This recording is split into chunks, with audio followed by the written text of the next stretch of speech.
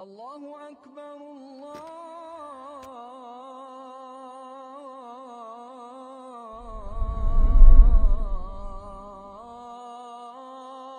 أكبر.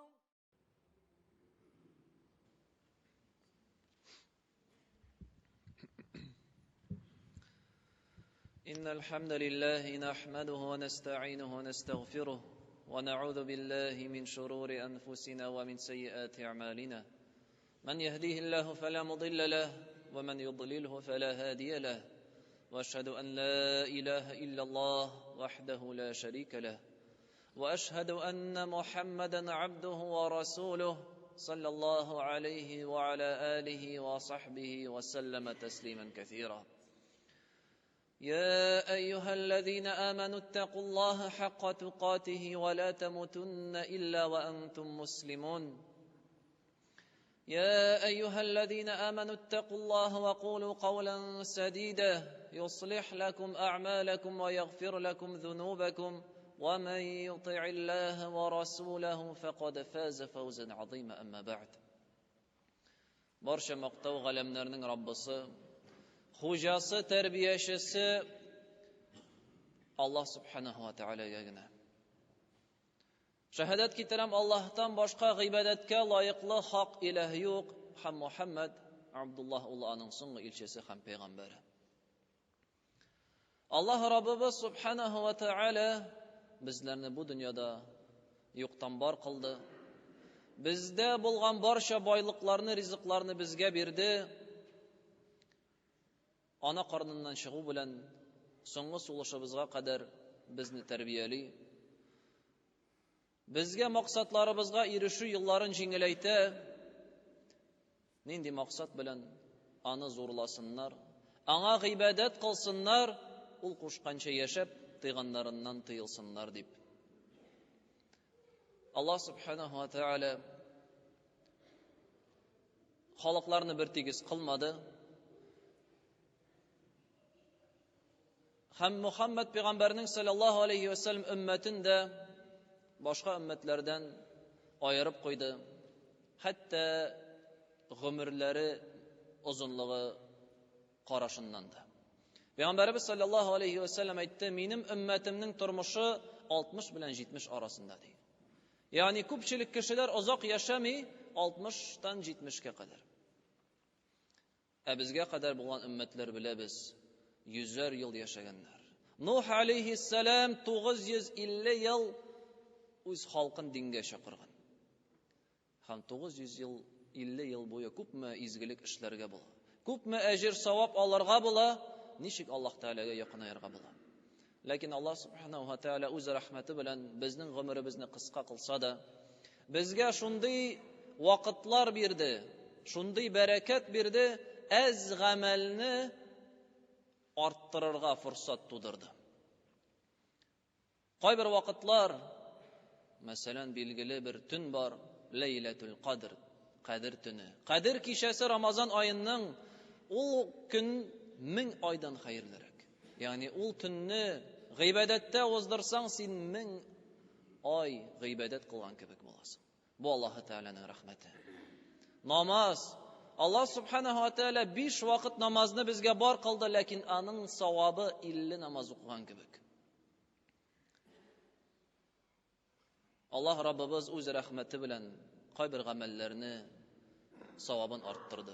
Кайбер вакытларны өстен кылды. Һәм шундый вакытларның берсе безгә килеп җитте. Зулхиджа аеның 1-нче 10 көне. Бүгеннән башланды. Инде кичә акшам намазыннан соң безнең Аллаһның рәхмәте белән Зулхиджа ае кирде. Ай күренде. Инде бөтен ислам, бөтен мөселманнар дөньясы бүген шушы хәерле, бәрәкәтле 10 көнгә кирде. Бу 10 көннең өстенлеген Аллаһ субханаһу ва тааля белдереп, алар белән хәтта ант итте. Әйтте: "Вал фаҗр وَلَيَالٍ عَشْرٍ" Иртәнге вакыт белән ант итәм, һәм 10 төн белән ант итәм ди.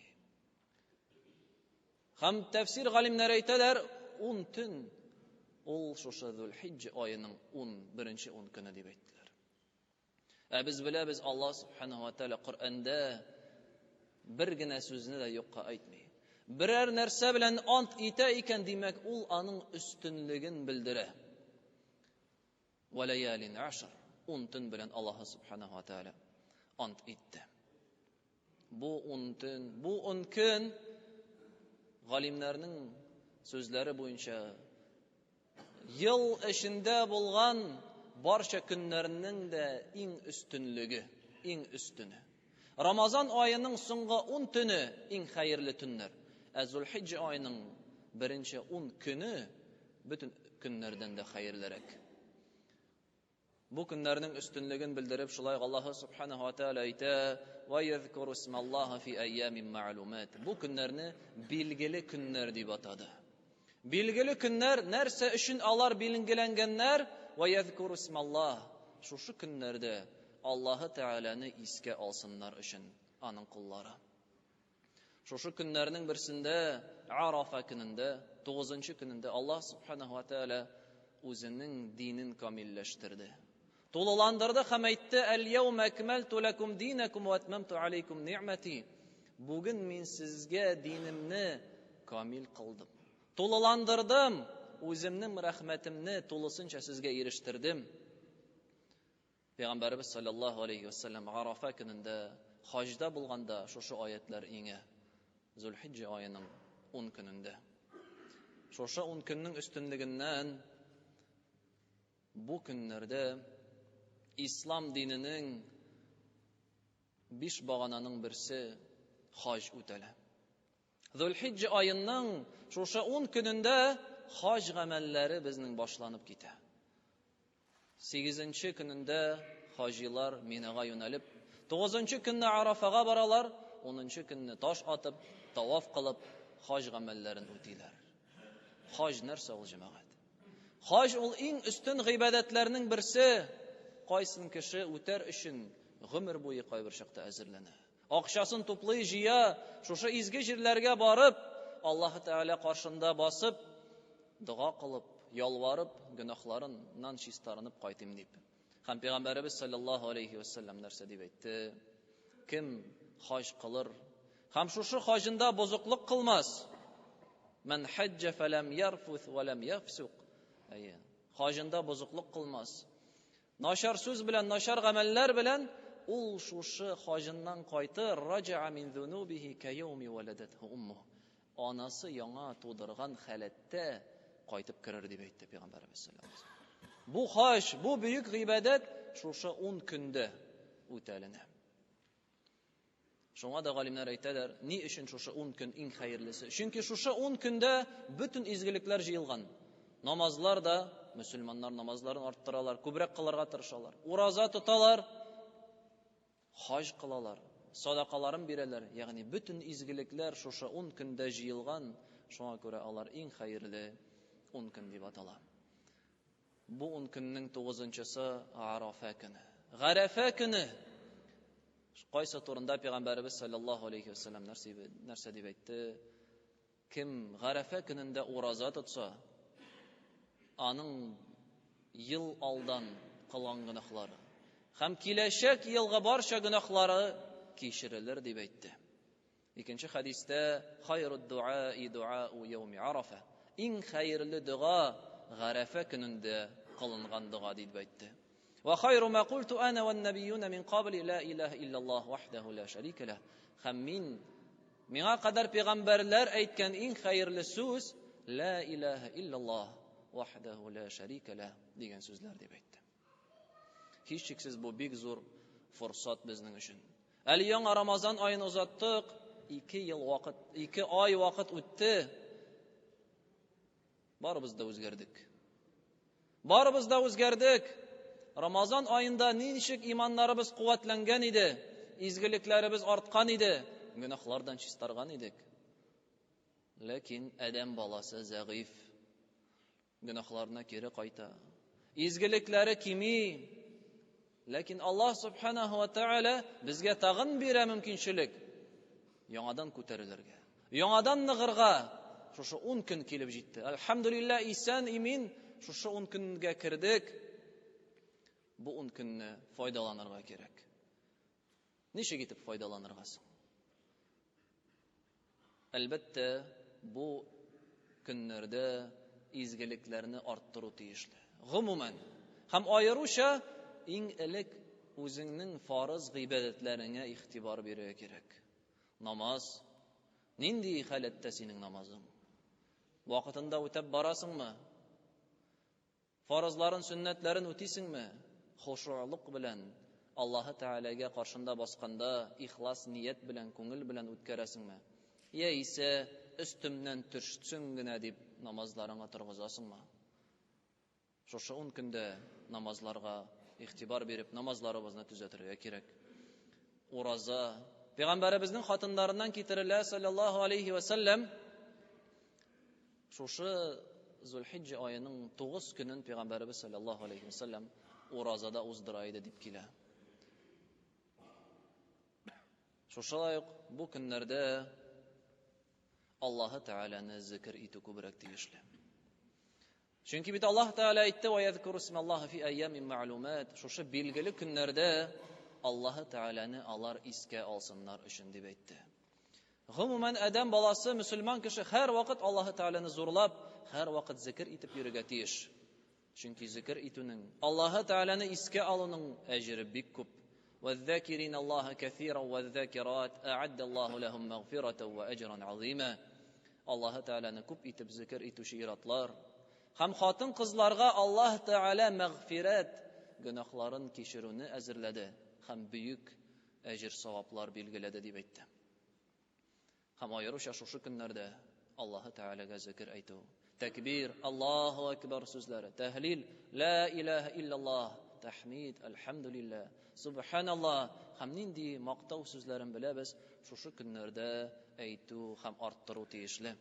Ибн Умардан радиллаһу анһу хадис китерелә, һәм шушы көннәрдә ла илаһа иллаллаһ, Аллаһу акбар, алхамдулиллаһ сүзләрен күбрәк әйтегез дип әйтте.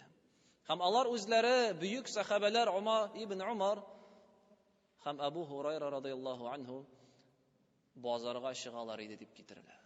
Базарга чыгып зикр әйтә, такбир әйтеп йөриләр иде кычкырып. Хәтта кешеләр шушы дөнья мәшәкатеннән, сәүдәдән, көндәлек тормыштан әзрәк бу көннәрдә булса да аерылсыннар, шушы бөек көннәрнең форсатын кулланып калсыннар һәм Аллаһу акбар дип, алхамдулиллаһ дип кычкырып әйтеп йөргәннәр, һәм шуларны ишетеп кешеләр дә аларга ияреп үзләре дә зикр итә башлый торган булганнар. Бу 10 көннең җәмәгать форсатын кулланып калыйк. Дөреслектә Аллаһ субханаһу ва тааля безгә изгелек өчен күп мөмкинчелек бирде. Әз генә тырышлык куярга кирәк. Безнең пәйгамбәребездән саллаллаһу алейхи ва саллям күп хадисләр килә. Мәсәлән, әгәр дә кешеләр беренче сафта һәм азан әйтүдә нинди әҗр савап икәнлеген белсәләр, шушы гамәл өчен кур'a атырлар, жребий атырлар дип әйтә. Ә безгә азан әйтергә кеше табып булмый. Белсәләр иде нинди бөек савап әзерләнгәнен, алар үз ара жребий ташларлар, мин әйтәм дип. Яисә беренче сафка 2 кеше керегә кысылдылар, берсе дә уздырасы килмәс иде дип әйтә. Шулай ук жребий ташларлар иде. Ләкин кысканычка каршы уйламыйбыз. Инде җәннәттә без дип уйларлар бар кайбер кешеләр. Юк, җәмәгать. Әле бу тормышны исән имин, иманлы хәлдә уздырырга кирәк. Әгәр дә без шушы форсатларны да кулланмасак, димәк без кадерен белмибез дигән сүз. Аллаһ субханаһу ва тааля безгә бирде, Рамазан аен бирде. Рамазан аенда да кеше үзгәрмәде икән. Аннары бирә тагын Зулхиджа аеның 10 көне. Монда Арафа көне бирелә. Аннары Мухаррам аенда безнең Ашура, Тасуа көннәре. Ай сайын ураза көннәре бар. Әгәр дә кеше буларны кулланмаса, димәк ул диннең кадерен белми дигән сүз. Ә кадерен белмәсә, Аллаһ субханаһу ва тааля бөтенләй динне тартып та алырга мөмкин. Шулай ук шушы 10 көннәрдә махсус бер гыйбадәт бар. Корбан чалырга теләүчеләргә. Peygamberimiz sallallahu aleyhi ve sellem нәрсә дип әйтте? İza ra'aytum hilal zil-hicce, әгәр дә зул-hicce ayın күрсәгез, кирүен күрсәгез, ва арада ахадукум ан юдахи, фалюмсик ан шa'риhi ва адфариhi hatta yudahi. Ул вакытта һәм берәрегез курбан чалырга ниятли икән, тырнакларыннан шәчләрен кисмиче торсын дип әйтте, хәтта курбан чалганчыга кадәр.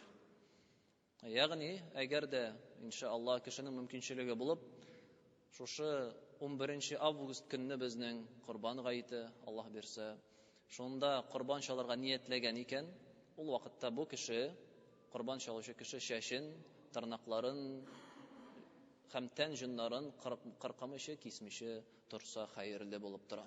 Büyük bu гыйбадәт Пәйгамбәребезнең саллаллаһу алейхи ва саллям сөннәтенә ияргән була. Әгәр дә моңа кадәр инде белмичә кискән була икән, бүгенге көннән инде бу гамәл нәрсә кистермичә калдырсын. Һәм бу кагыла гаилә башлыгына гына. Әгәр дә ир кеше гаиләсе исеменнән чала икән, бу гаилә башлыгына гына кагыла. Калган гаилә әһелләре, иптәше, хатыны, яисә балалары, алар шәчләрен кисеп, тырнакларын кыскартырга мөмкиннәр. أقول قولي هذا واستغفر الله العظيم الجليل لي ولكم ولسائر المسلمين فاستغفروه. الله أكبر الله